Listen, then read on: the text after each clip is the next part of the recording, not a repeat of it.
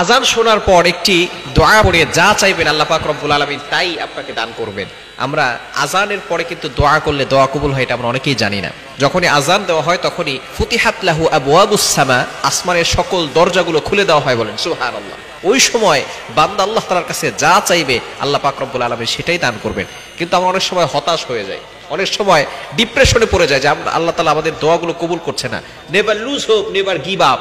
মুমিন কখনো আশা হারায় না, মুমিন কখনো হতাশ হয় না, মুমিন কখনো নিরাশ হয় না, নিরাশ হয় কাফেররা। এই জন্য আমরা সবসময় ভরসা করবো আল্লাহর উপরে।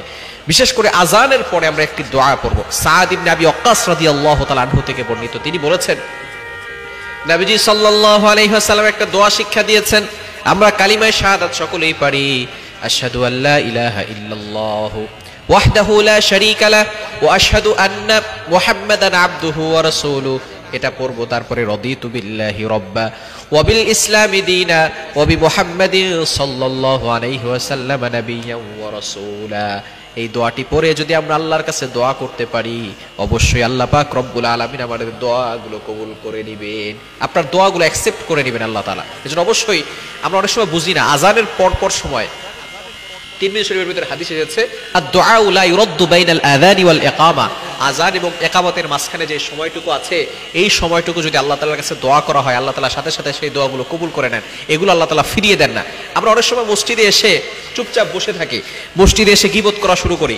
ইমাম সাহেব আসতেছে না, ওয়েট করছি, নামাজ হচ্ছে 4:15-তে, আমরা 4টার সময় আজান হয়ে গেছে, আমরা সেখানে এসে গল্প করা শুরু করছি। কার গরু কে নিয়ে গেছে, কার গরু কিভাবে খেয়েছে, কোন ফসলের ধান খেয়েছে, কোন ফসলের জমির সবকিছু শেষ করে দিয়েছে, কে কার বড়ই গাছে ঢিল মেরেছে, এই গল্প নিয়ে আমরা পড়ে থাকি। অমুকের ছেলে কি করেছে, তমুকের ছেলে কি করেছে। খবরদার, মসজিদে বসে আমরা এই ধরনের কথা না বলে আজানের পরে ইকামতের আগে এই সময়টা খুবই গুরুত্বপূর্ণ সময়। এই সময় আপনি আল্লাহর কাছে দোয়া করবেন, আল্লাহ পাক রব্বুল আলামিনের কাছে চাইবেন, যা চাইবেন আল্লাহ পাক রব্বুল আলামিন সেটাই কবুল করে নেবেন।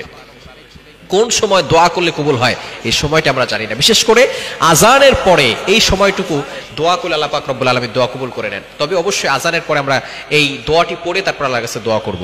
আশহাদু আল্লা ইলাহা ইল্লাল্লাহু ওয়াহদাহু লা শারীকা লাহু ওয়া আশহাদু আন্না মুহাম্মাদান আবদুহু ওয়া রাসূলুহু রাদিতু বিল্লাহি রাব্বান ওয়া বিল ইসলামি দীনা ওয়া বি মুহাম্মাদিন সাল্লাল্লাহু আলাইহি ওয়াসাল্লাম নাবিয়্যান ওয়া রাসূলা। দোয়ার ভিতরে আমি কেমন যেন আল্লাহ তাআলাকে সাক্ষী দিচ্ছি এবং নবীজি সাল্লাল্লাহু আলাইহি সাল্লামকে সাক্ষ্য দিচ্ছি তিনি হলেন আল্লাহ তাআলার প্রেরিত বান্দা এবং রাসূল।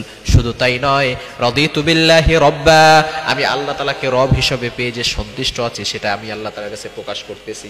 আল্লাহ তাআলাকে রব হিসেবে পেয়ে আপনারা কি সন্তুষ্ট? আপনারা কি খুশি না বেজার? এজন্য অবশ্যই এগুলো সব সময়, বিশেষ করে ফজরের নামাজের পরে, মাগরিবের নামাজের পরে এটা পড়বেন। রাদিতু বিল্লাহি রাব্বা ওয়া বিল ইসলামি দীনা, আমি এই দিনটাকে, ইসলামটাকে দিন হিসেবে পেয়ে আমি সন্তুষ্ট আছি, স্যাটিসফাই আছে আল্লাহ তাআলার উপরে, এবং আমাদের রাসূল সাল্লাল্লাহু আলাইহি সাল্লামকে আমরা নবী হিসেবে পেয়ে আমরা খুশি না বেজার? আমরা খুশি না? এজন্য এটা আল্লাহ তাআলার কাছে প্রকাশ করতে হবে। এটা যদি পড়ে আল্লাহর কাছে দোয়া করেন, আল্লাহ পাক রব্বুল আলামিন আপনার দোয়াগুলো কবুল করবেন, আপনার চাওয়া পাওয়াগুলো আল্লাহ তাআলা কবুল করে নেবেন। আল্লাহ তাআলা আমাদের সকলকে এটা বুঝার তৌফিক দান করেন।